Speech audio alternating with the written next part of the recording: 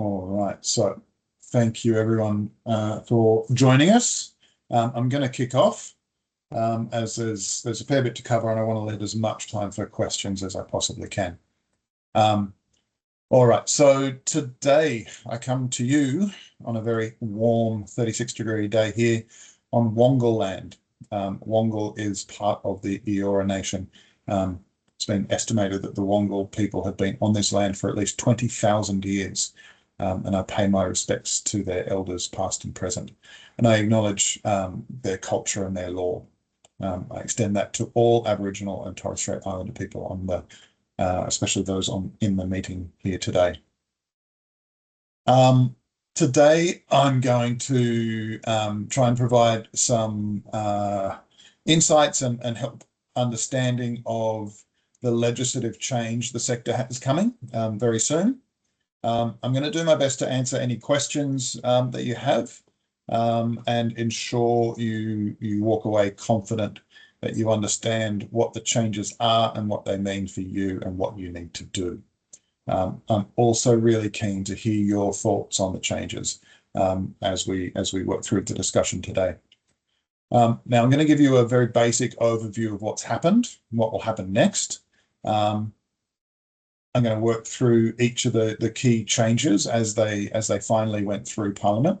And at the end of that, I'm going to ask you how you feel about the various elements and what you would like more input on, more help with, either whether it's today, if we can fit that in, or later on. Now, I note that there are a lot of changes and there's a lot of complexity. And I note as well that I can talk on bill and its drafting and the issues and the problems and the processes for hours. Makes me awesome at parties. Maybe why I haven't received so many Christmas party invitations this year. But seriously, there's a lot to these changes, a lot to why they're happening, how they'll impact the sector, and what you will need to do and what we are doing here at English Australia. Today, I want to make sure, though, that you have enough to understand what you need to do over the coming weeks. And so I'll be focusing on that. I do note that there are many issues and questions with the changes. We only have an hour today, so as I say, I'm going to give a brief overview, and if I can't get through everything today, then we'll schedule another session, whether immediately or in the near future. I also need to say that a lot of my answers to very sensible questions you might have will be, I don't know. That's because some of these changes appear at this stage, if I can be really frank, they appear really unclear and possibly even unworkable in some places. How they will be implemented is yet to be seen because we literally haven't seen the forms and the functions in prisms and so on, and the manners in which they will be implemented. So I have a meeting on Monday with the Department of Education to discuss the implementation process. I will be asking as many questions as I can squeeze into that time. And as I have more information, I'll definitely be sharing it with our members.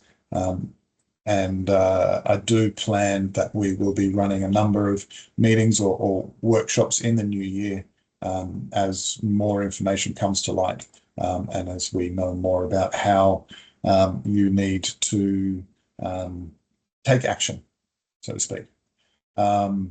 Now, this is a meeting. It's not a webinar. You are welcome to talk, ask questions, make comments. I really encourage it. Obviously, with so many people, it will work best if you put your hand up virtually if you want to speak. I'll also do my best to check the comment section as we go. And Sophie will definitely interrupt me if I miss a hand or miss a question in the chat. And I'll also make sure that I leave some time for questions at the end too. Now, without further ado, I'm going to jump straight in, and we'll start with a big picture, and then we'll step down into each of the different changes. So, what has happened? The ESOS Amendment Bill for 2025 has passed through Parliament. Last week, it passed through Senate, and then the very next day it went back to the House and passed through there. It's now waiting on a signature from the Governor-General, who needs to sign the bill and therefore make it law. That could happen any day. I've not been given any kind of indication as to when that will happen, but it could be any day now. Tends to take about a week to 10 days. Oh, Joanna is telling me it was signed today. Well, there you go. So it is now going to be law from tomorrow then. It is enacted the day after. So yeah, thanks for that, Joanna. So what does it mean? It means that all the contents in that bill will be in the Act from tomorrow. Oh, thank you, Steve. Further clarification, it was signed today, yesterday, so it's now in the Act today. I did check the register this morning, and it hadn't come into the register yet, so perhaps by later this afternoon, or it might even be, I checked the register about 3 hours ago. This is the sort of thing I do for a good time. I checked the legislation register about 2 hours ago, and it wasn't up yet. So it may be up at some point today, and you'll be able to see it in full. So what does it mean? How will that affect your college? Firstly, just at the highest level, some of the changes are new powers for the minister. And with those, we simply have to wait and see if and how they attempt to use them. Now, I note that there are a number of ministerial powers in the Act currently that have never been used.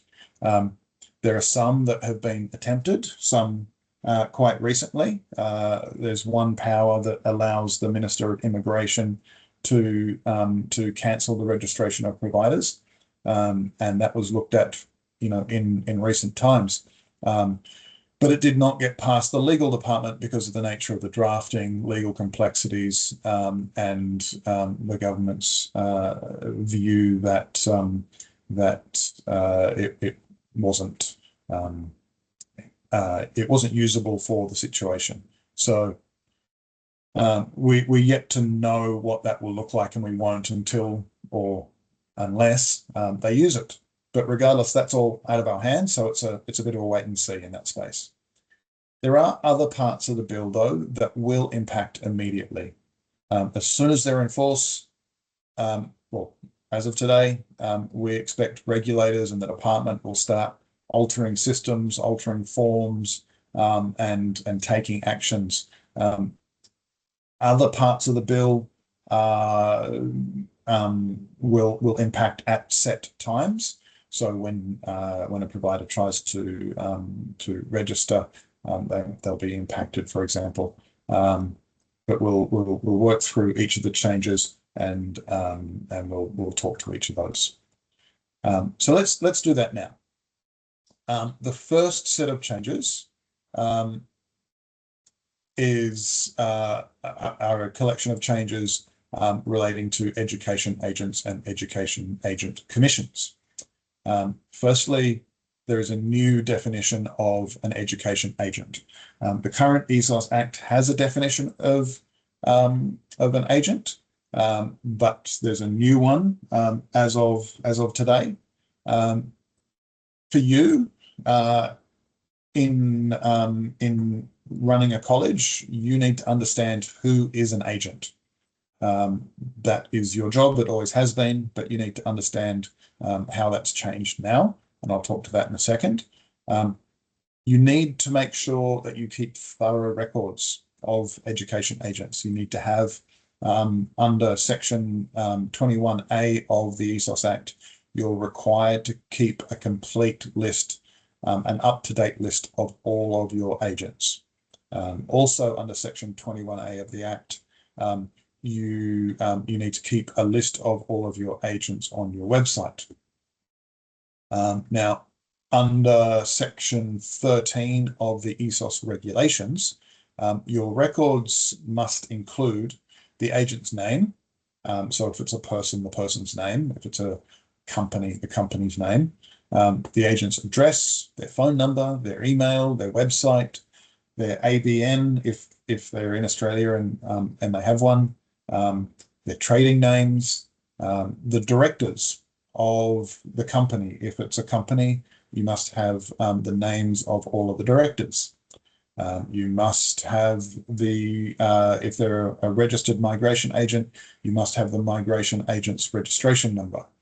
And if it's a company, you must have the name, email, and again, if they're a registered migration agent, their MRAN, of each of the agent's employees who were involved in facilitating the enrolment.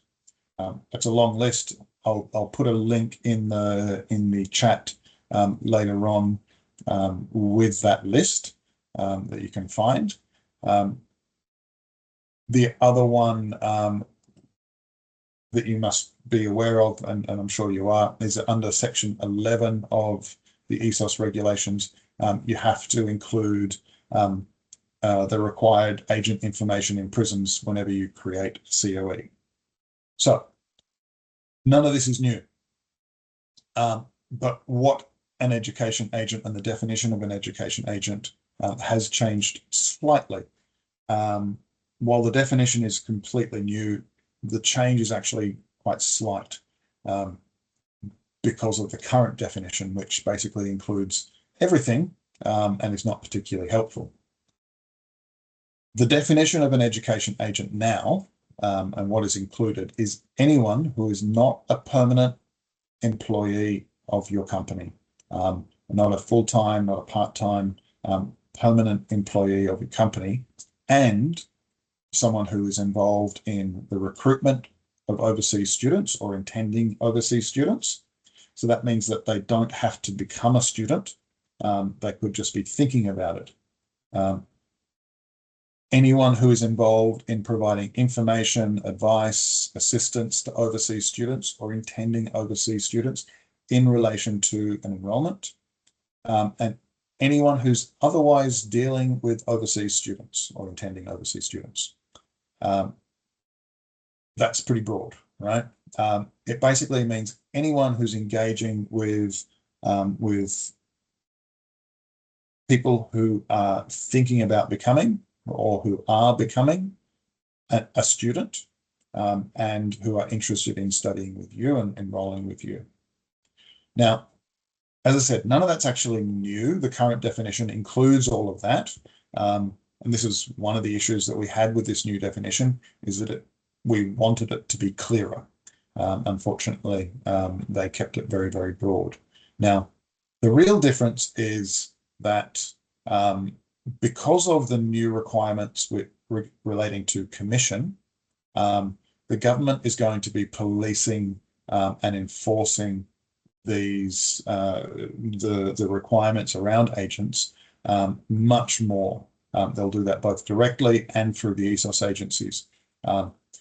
But it's far more important now than it ever has been that you have really effective records and that you are able to and do provide those records when required.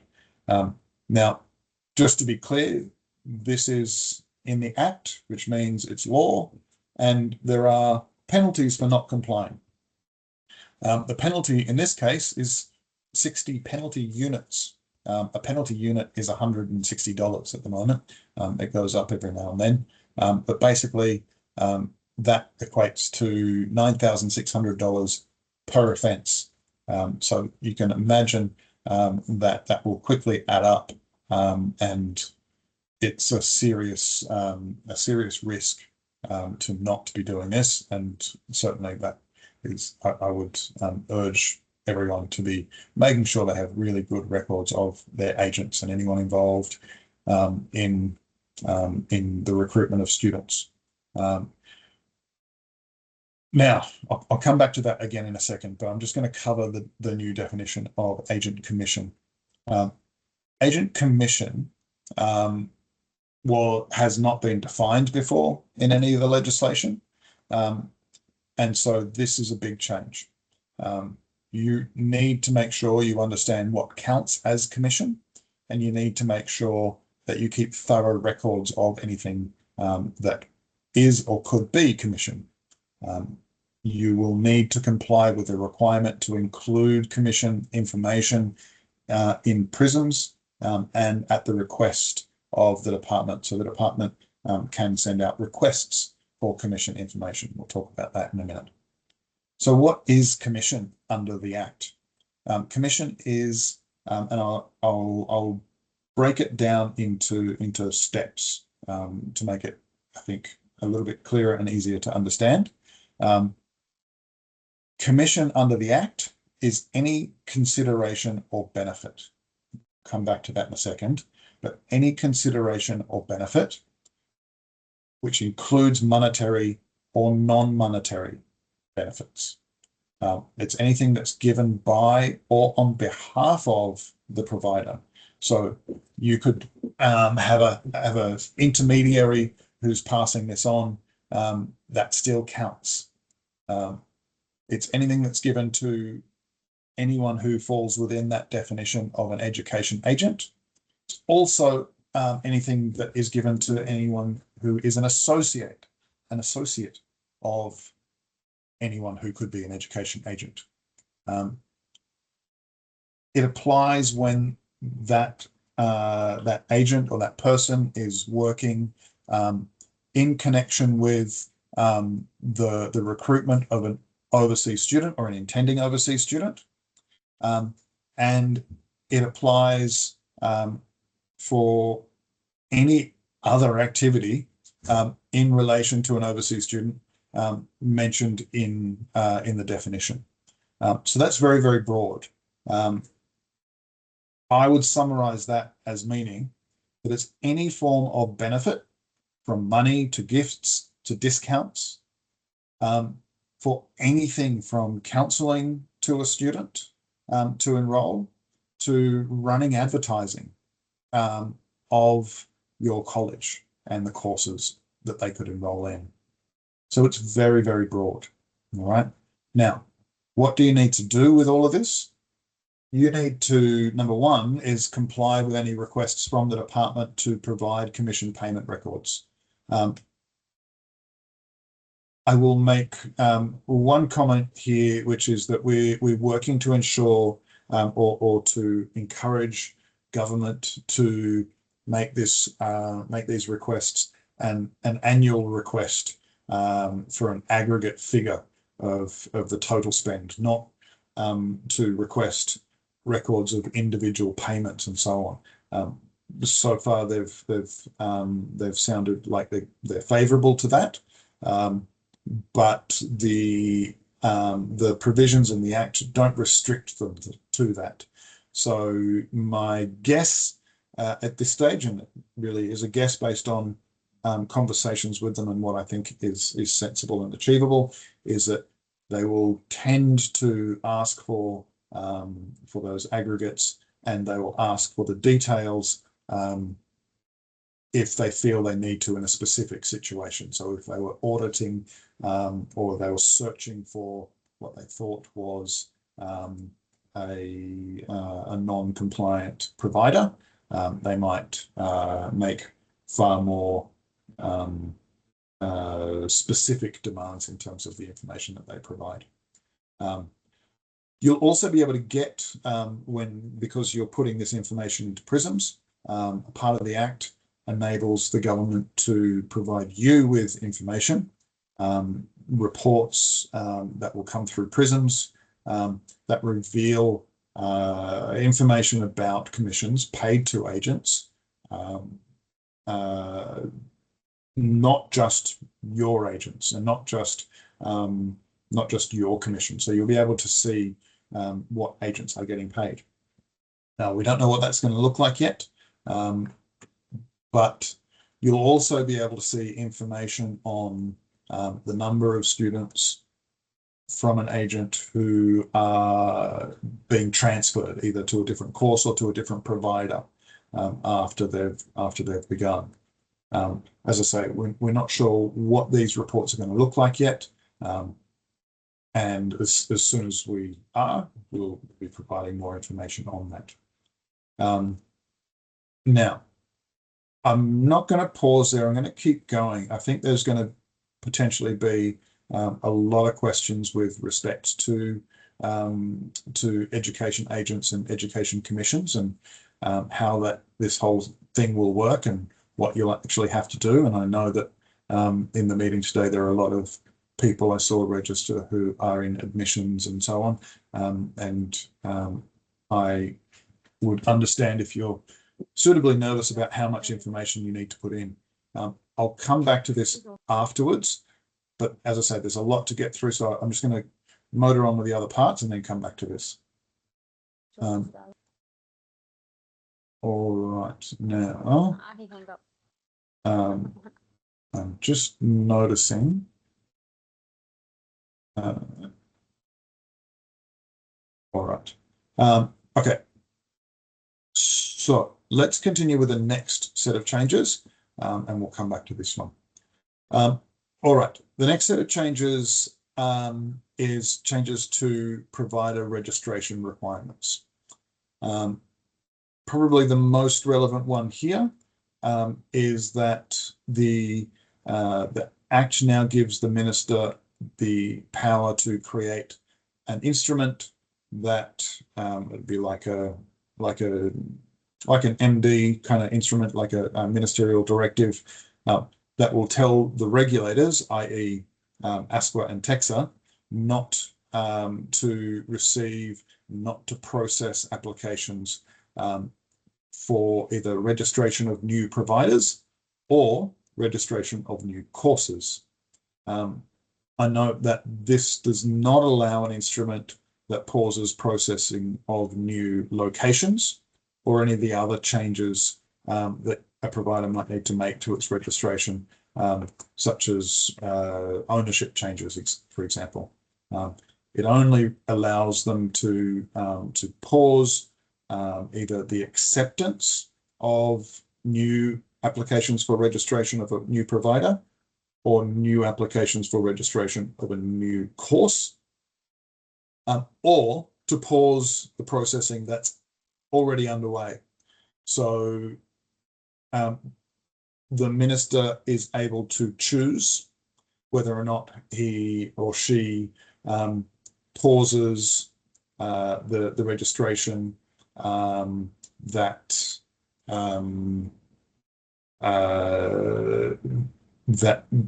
means that the regulators can't accept them, or that regulators can't even work on the ones that they've already accepted. These pauses can go for up to 12 months at a time. So it is a concern, obviously, if you're wanting to register new courses, that you know, that processing may be paused, and that that might take some time to get that new course registered.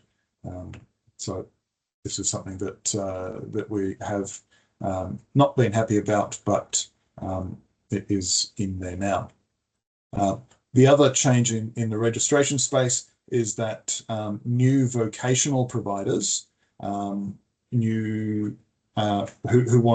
who want to register on CRICOS for the first time to deliver vocational courses, will need to first deliver those courses, or at least a course, to domestic students, not international students, not overseas students, for a period of 2 years. That 2-year period includes normal holiday breaks in courses and so on. But they need to have students, or at least one student in at least one course for at least 2 years before they'll be able to lodge to register on Chrikos. The next set of changes is again quite concerning.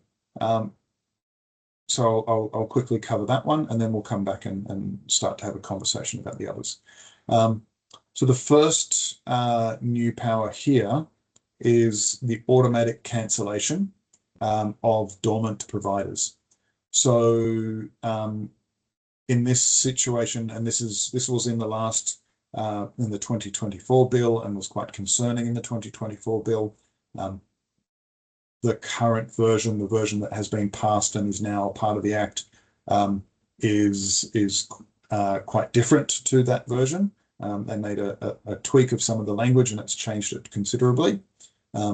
What this now means is that where a provider delivers no courses to overseas students at all, any course at all, for a period of 12 months, they'll be deregistered as a provider. All of their courses will be switched off and they'll no longer be registered on Chrikos.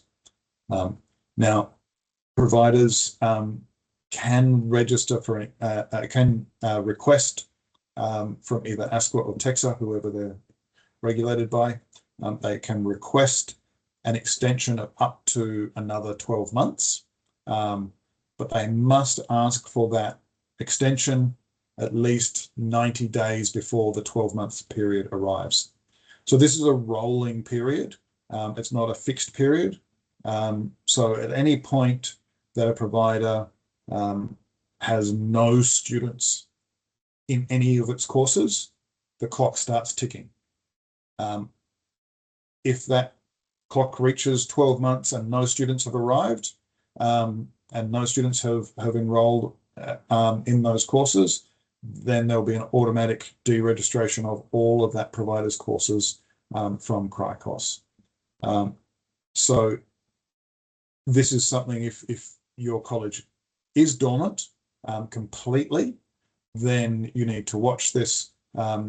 If you do note that that it's happened, that you haven't had a student for say 6 months, and you think that you won't have another student for more than 6 more months, and you do want to continue to have students, I would urge you to very quickly put in a submission to your regulator to say, can I please have an extension? Now, again, I'm going to reiterate, this is different from last time.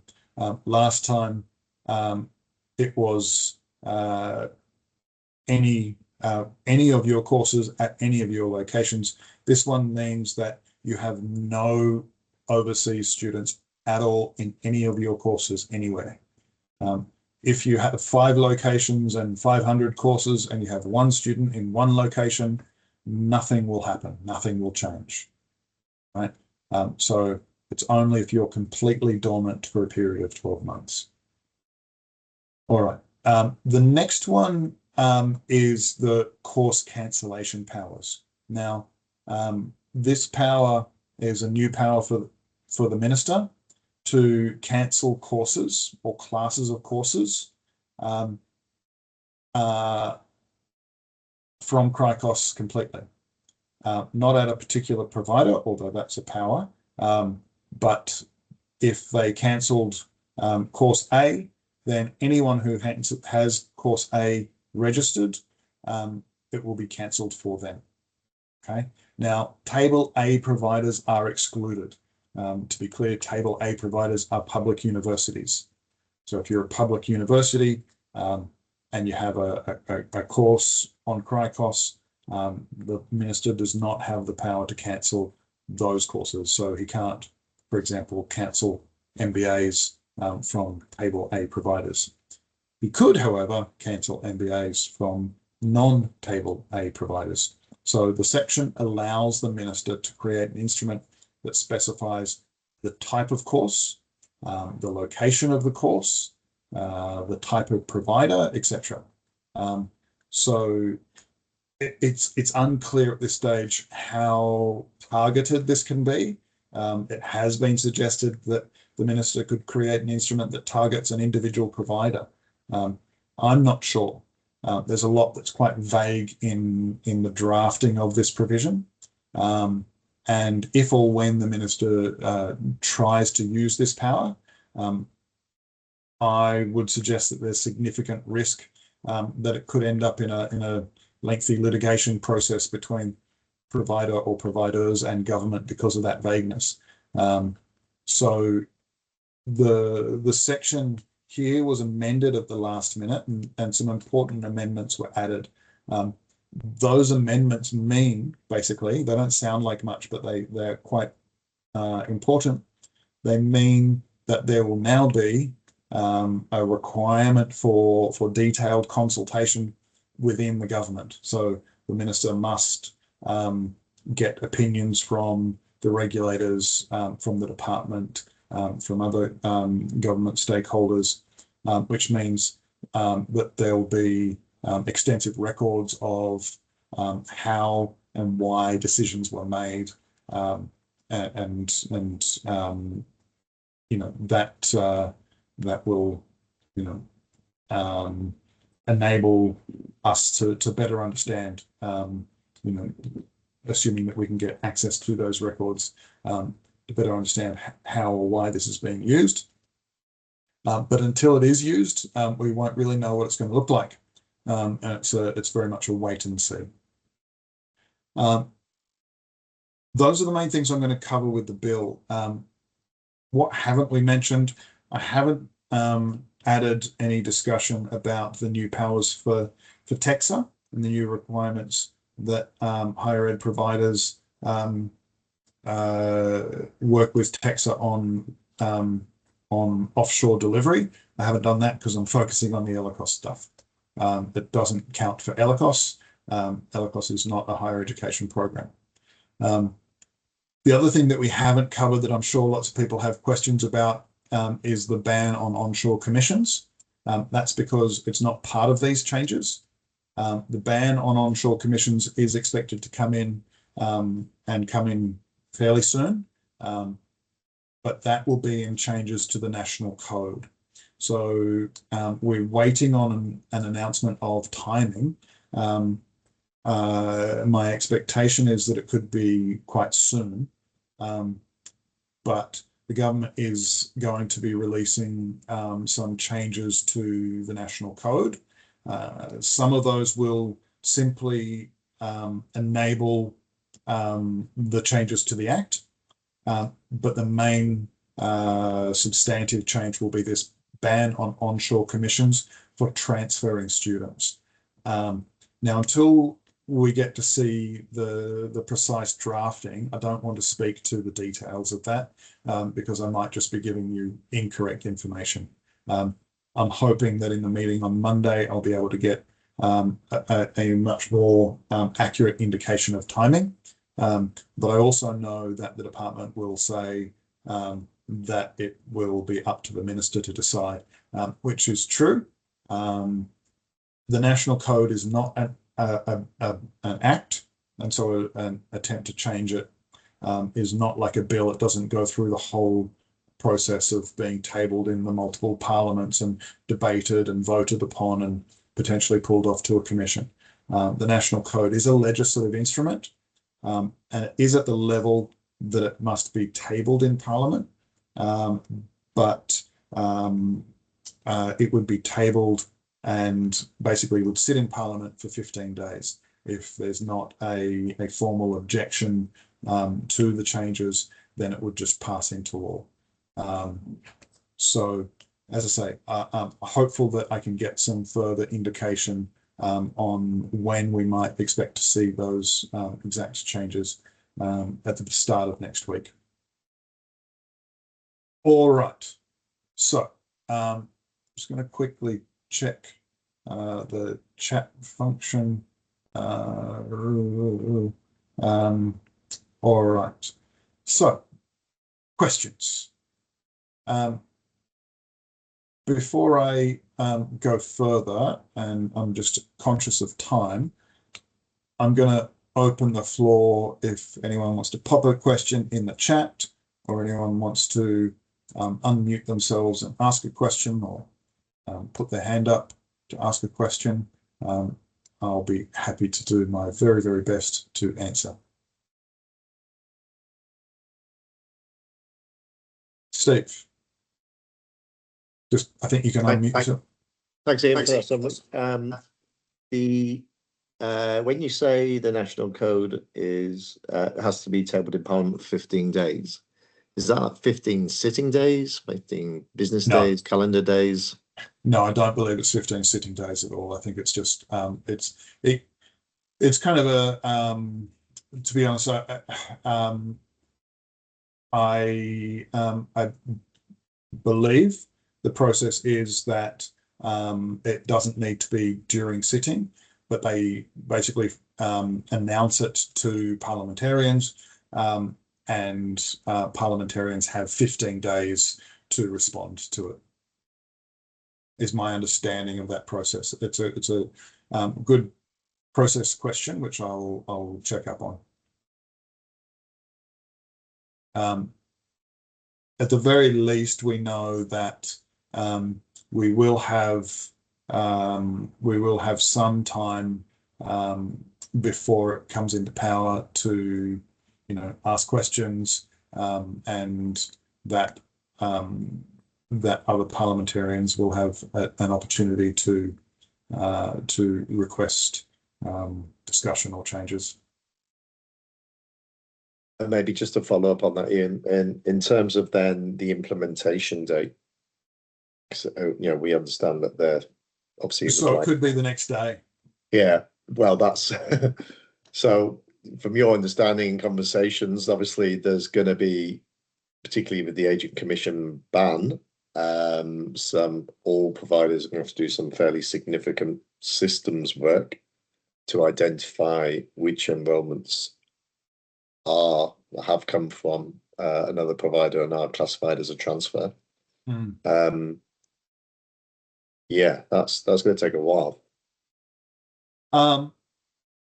I do not disagree. These are really complicated changes. The changes around even just what counts as commission, it's incredibly complicated. The immediate requirement to enter agent and commission information into prisons. I know that we have a number of people in the meeting today who are in admissions and who use prisons regularly. For those of you who don't, bear with me, but I have no idea how it is possible to enter the information that they're requesting into prisons. I know that they are making changes in prisons to better enable this, but the reason I advocated for these changes to be removed from the bill and for us to get a chance to spend some time working with government to help them better make these changes is that they make no sense to me whatsoever. As someone who knows prisons quite well, I don't know how you put in the amount that you paid on a marketing campaign that isn't yet finished but has generated some students. How do you put that? How do you divide that up between the students who, as you register them? So my only thought to this is that when the changes appear in prisons, they will be a little bit more specific than the Act has been, and they will specify precisely what to include and what not to include. As I say, I do have that meeting on Monday, and I have a long list of questions to ask about different scenarios that I think providers and our members will want to know the answers to. I know that there's a question here from Kate. it's not clear what provided means. Just pull that up. A provider.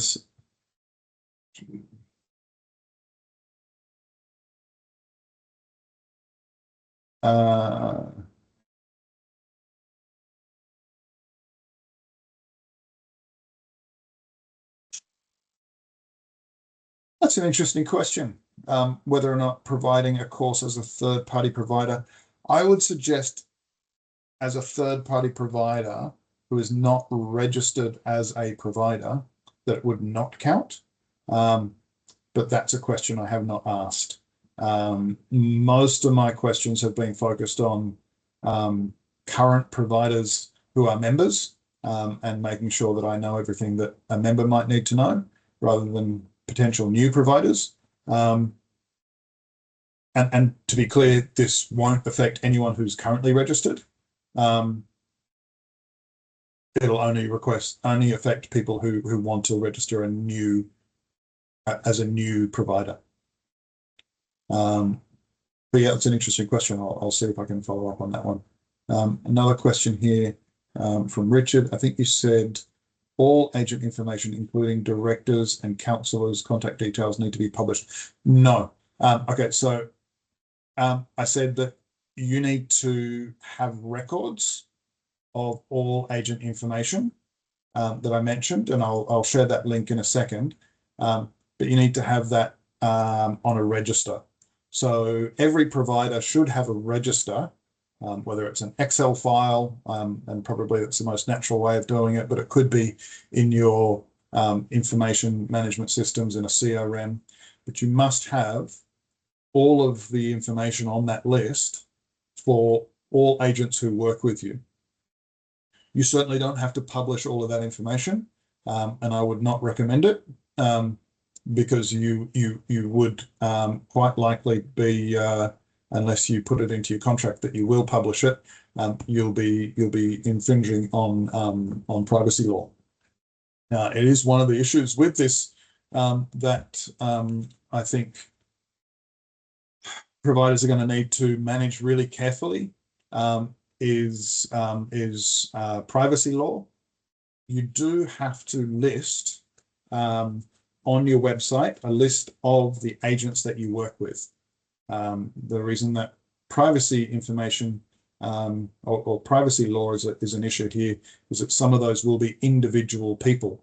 And yes, I totally agree, Richard, it is quite onerous. But yeah, you do have to include a list of agents. So if it's a company, you certainly wouldn't put all of the staff, the directors, etc., of that company on your online website list. That would be unnecessary and probably unwise. But you do need to list the entity.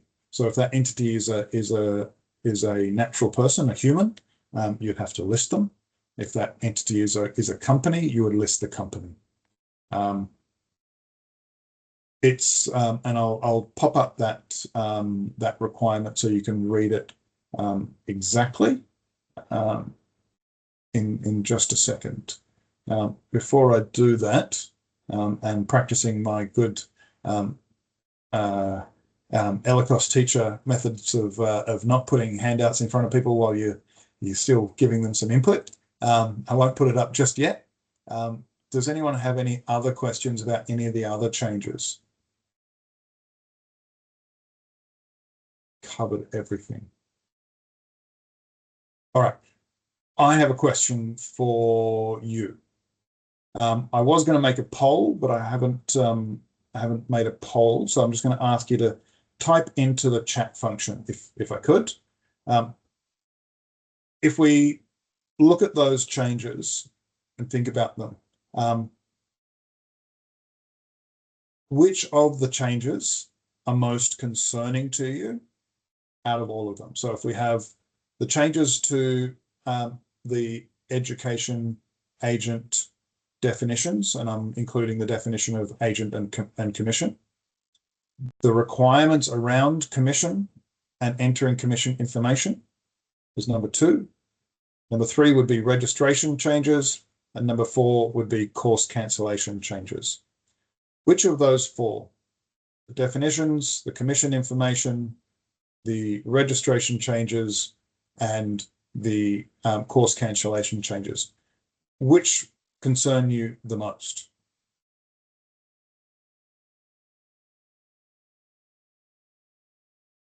I can just get you to type in your thought into the chat function.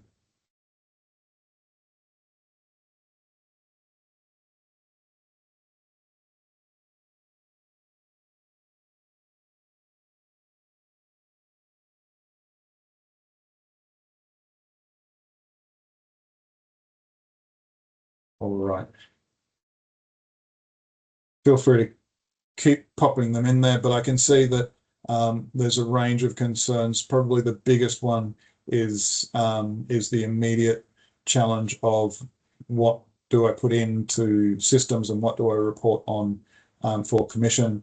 But there's a collection of people who are understandably concerned about potential cancellations, and some who are concerned about the definitions and understanding the boundaries of what is an agent and what is commission. All right. So just a quick response to that. One, I would say I certainly understand why you would be concerned about cancellations.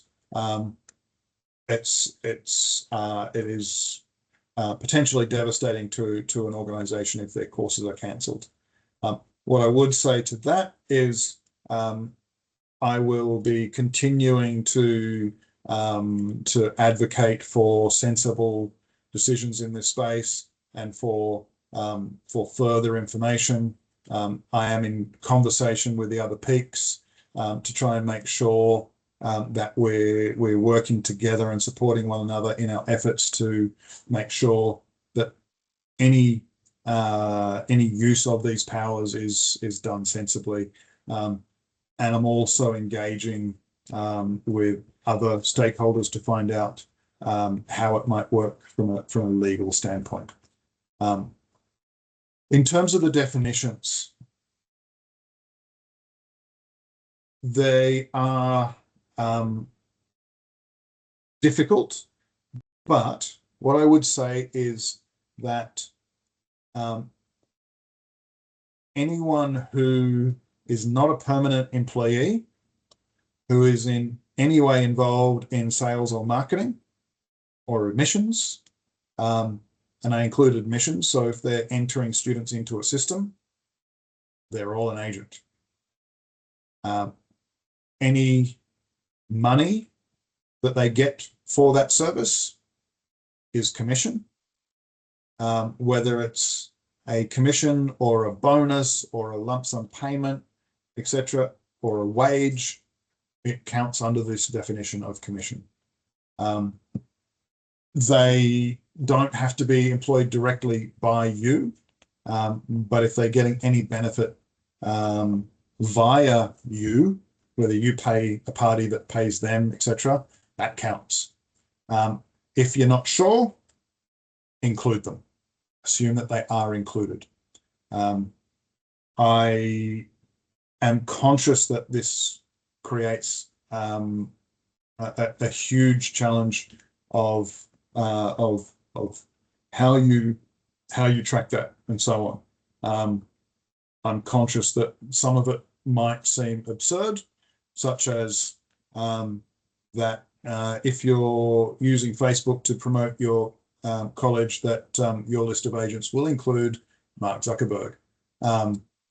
It's not lost on me that that's insane. But at this stage, all we have to go on is what they've said, and that does include it. And yes, Richard, yeah, on the money as always. Yes, casual admission staff are included in agent. I will share with everyone in a second a link to some fact sheets that the government has put up. They haven't announced it yet, I don't believe, but they are up and they are public and they are accessible. I won't say that they are helpful, because I don't think they're particularly good and provide much further information than is already available. But I'd certainly encourage you to give them a read anyway. One thing that does clarify in the fact sheet on agents is that casual employees are counted as an agent, casual and contractors. So they are. As I say, will be doing everything I can to gather more information and more guidance and try and get it more specific in the coming days, weeks, and months. The next question I would ask is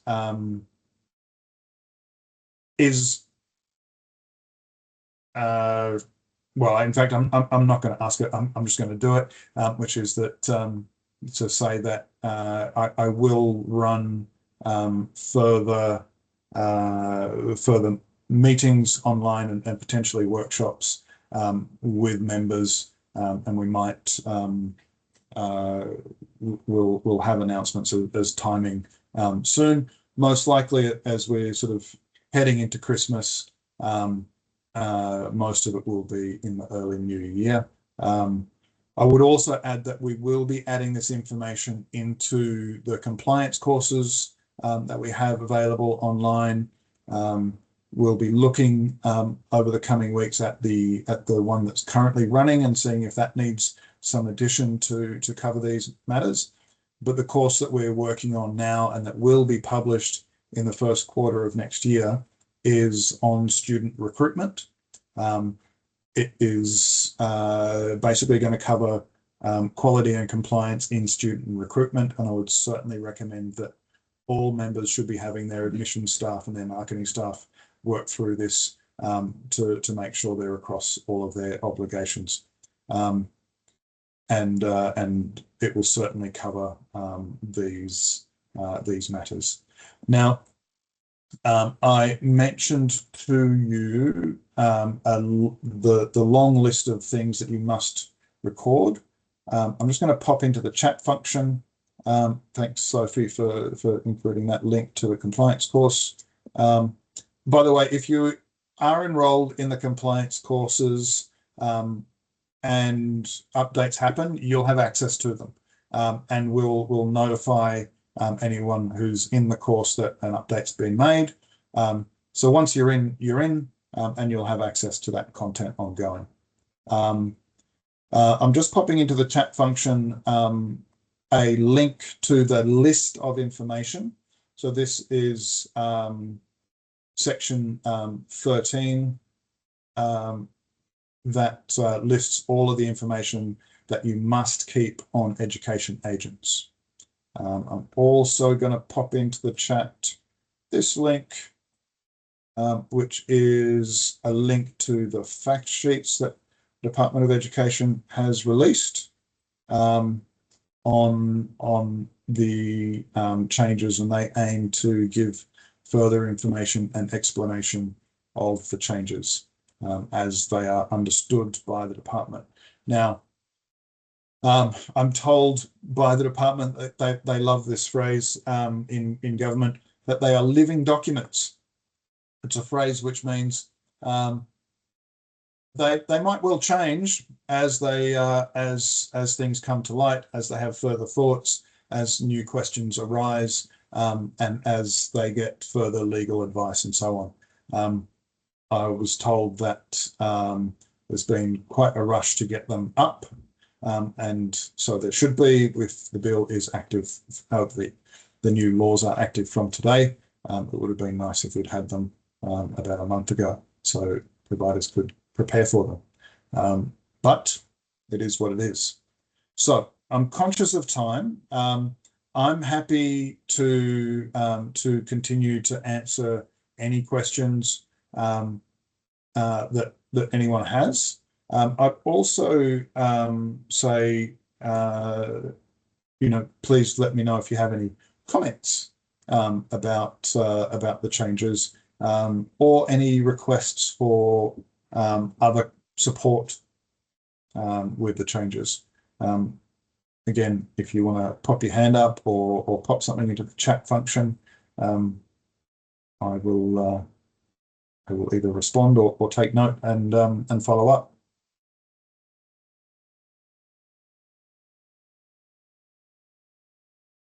Don't all talk at once.